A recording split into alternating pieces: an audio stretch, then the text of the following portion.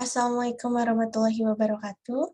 My name is Hanifah Syahirah Vedy with NPM 21110110005, and today I will start my presentation about logistic in business English class presentation.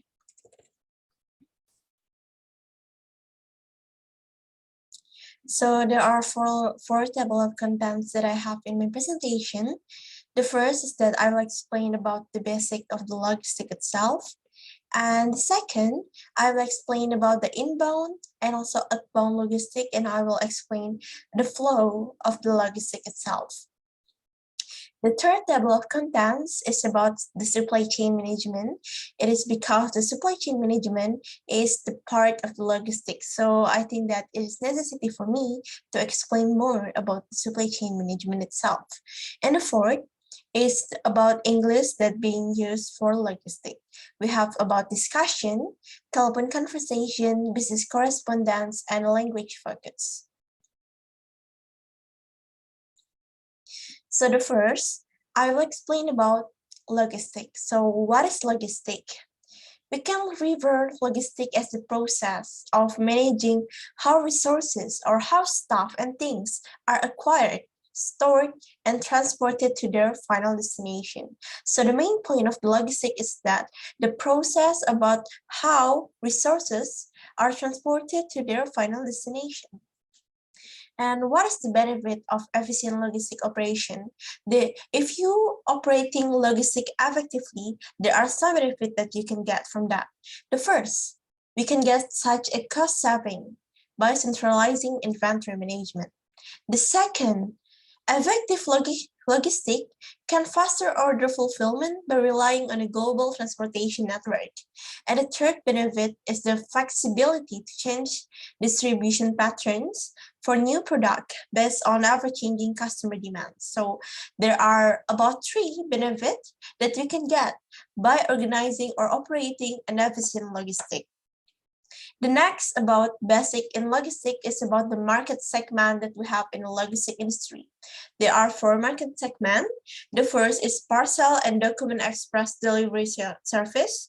We can take as GNA, GNT, Cepat, Ninja, and other things. They are called as parcel and document express delivery service. And the second is freight by air, ocean, road, or rail. Freight here can be meant as cargo. In Indonesia, there are lots of cargo stuff that's still operating right now. And the third is about warehousing and distribution. And the fourth market segment that we have in the logistic industry is the supply chain solution. This is about the inbound and outbound logistic. So here I will explain about the inbound first. Inbound can be meant as the activities of receiving, storing, and distributing raw materials for use in production. The inbound logistic came from the supplier to the in-house or to the company. So it is called as inbound. Besides that, we also have the outbound. An outbound logistic can also be called as the stuff that being delivered by the company to the customer. So for the outbound logistic, it's more related to the storage and movement of the final product and related information flows from the end of the production line to the end of the user. So in the outbound logistic, it is more focused on the distribution of the final stuff itself. It is different because the supplier giving the stuff that is raw material to the company is called as inbound, but the final product to the customer is called as outbound logistic. So that is the flow of inbound and outbound logistic. The next that we have is about the logistic service. So in logistic service, there are 2 kinds of things. The first is about the custom service and warehousing service, and the second is transport and terminal service. I will go to the upper first. So it's about custom service.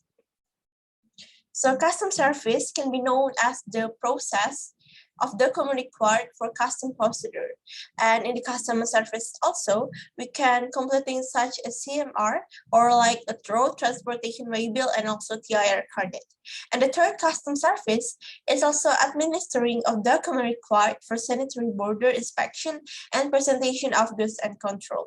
Besides the custom service, we also have the warehousing service. In the warehousing service, there are some services that can be done by the logistic. The first is about the long-term and short-term storage in the warehouse. The second service is about storing of special and non-standard cargo and containers.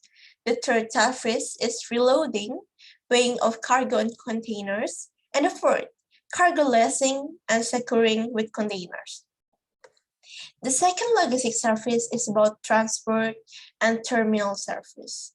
In the transport service, we have 4 types of service. The first is rail transportation, or in Indonesia we call it as kereta. And the second is sea transportation, jalur laut. And the third is road transportation, jalur darat. And the fourth is air transportation. It can be mean as being delivered by a plane. And the second service in the logistic is about the terminal service. In the terminal service, there are some services that can be done. The first is vessel stevedoring. The second, filling or emptying container storage and handling. And the third is called as container cross-dock operation, or we can say that it's like a cargo from one mode of transport is shipped to another mode of transport. That is called as the service that can be done by the terminal service. The next is the supply chain. I guess some of you have already understand what the supply chain means itself. So here in supply chain, we can identify supply chain as a system of organization, people, and technology activities, information, and resources involved in the moving product or service from supplier to customer. We can take a look at the left side. Here in supply chain management, there are a lot of things that can be controlled by the management itself. It can be finance and controlling, management, research and development, marketing and market research. So in supply chain management, the flow is purchase, production, stock and distribution, sales and transport. So there are 5 flows that you can have in the supply chain management. Besides of that, we in supply chain have the element also. The first element is customer. So why customer is important part or important element in supply chain? Because customer is the one that deliver or the one who order the product. And the second element of the supply chain is planning.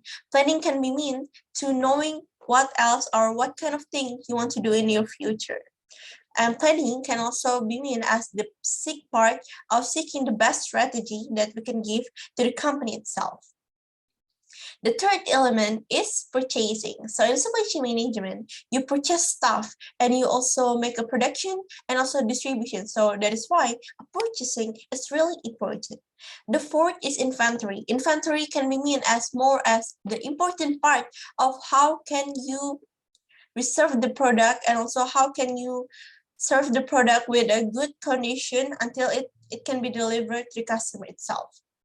The 5 is about the production. The production is like an important process because it defines what kind of the thing you want to product, and also it's also the part of like the production, also the part of planning itself, because they want to choose what kind of product they want to produce. And the 6 is transportation. Transportation can be mean as the moving the stuff to the final destination or moving the final product to the customer itself. The transportation in the supply chain, we can get the 2 meaning. The first is the shipper and the second is the carrier.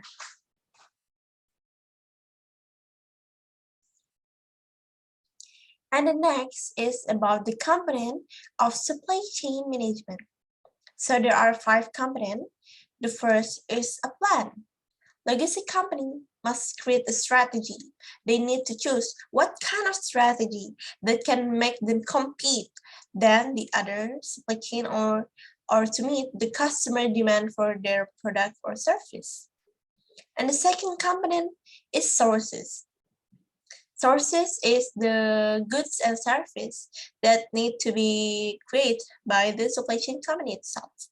And the third is the make. In make, supply chain management must schedule the activity that are necessary for manufacturing, testing, packaging, and preparation for delivery. And the fourth component is deliver. So logistic company have to develop a network of warehouses, select carriers that will get product to customer and assembling an invoicing system for receiving payments. And the fifth component of supply chain management is return. Return can be mean when you deliver stuff that is not in a good condition. So the supply chain planner have to create a responsible and flexible network for receiving defective or surplus product back from their customer.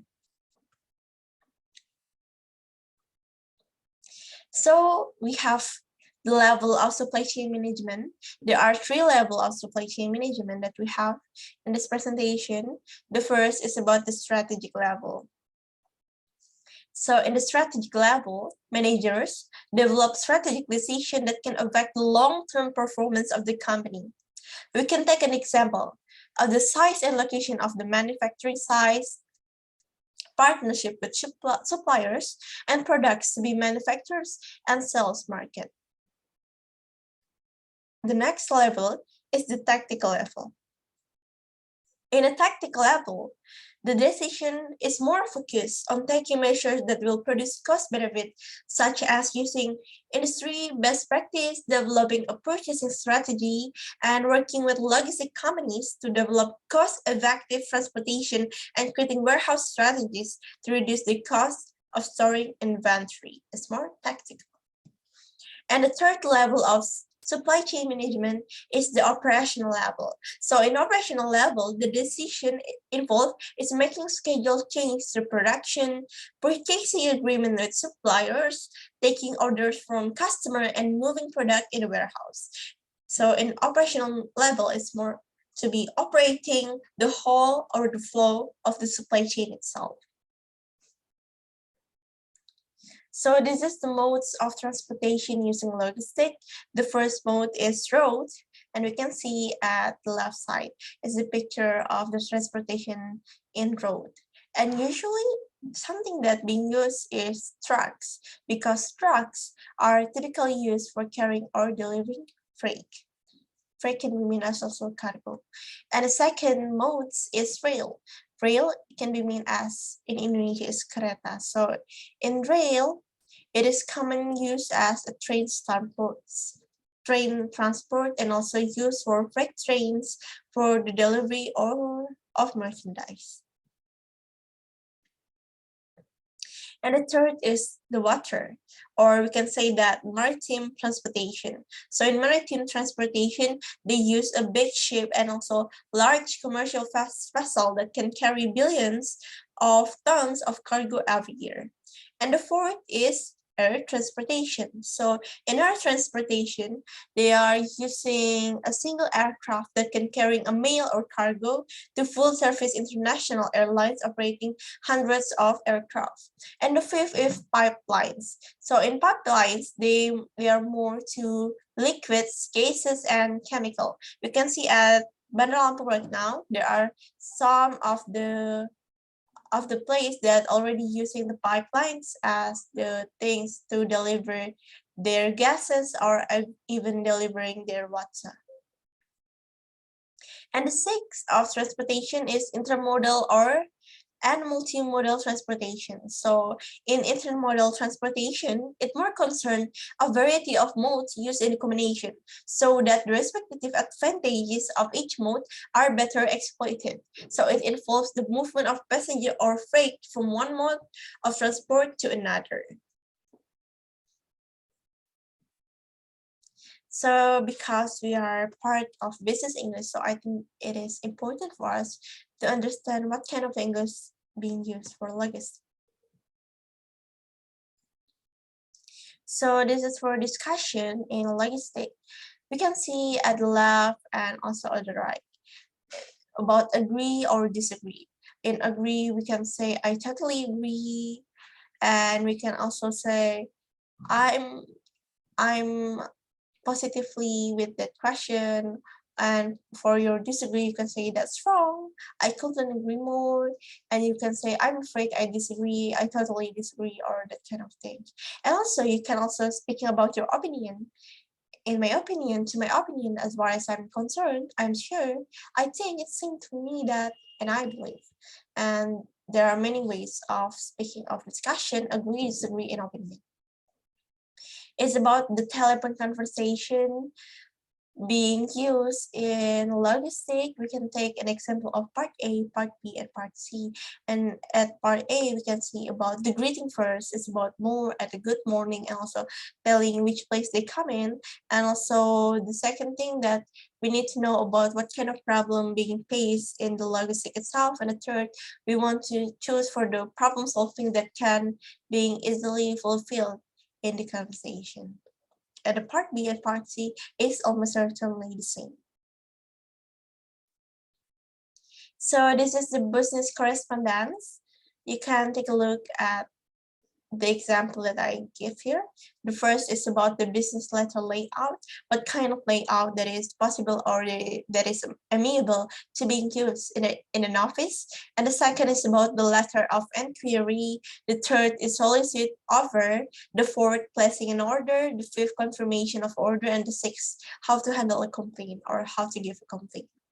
Is types of business correspondence that we have to understand. And the next is the language focus. We can see about the word formation, about the prefixes, the prefix about on, am, ir, or in, that can be only the meaning of not. We can also see at how very small can called as micro and large can called as macro. And wrong can be understood as misuse. And we can also see the word formation for suffixes and non-forming suffixes like musician, economical, activity, regular, development, possible, and another. And next, the language focus, we can also see about comparative and superlative forms, about the one-syllable adjective and two-syllable adjective ending in Y, like small, smaller, and the smallest. And also other two syllables like useful, more useful, the most useful. And adverbs, late, later, and latest in irregular forms, good, better, the best. So there is some of the language focus that can be used in a linguistic.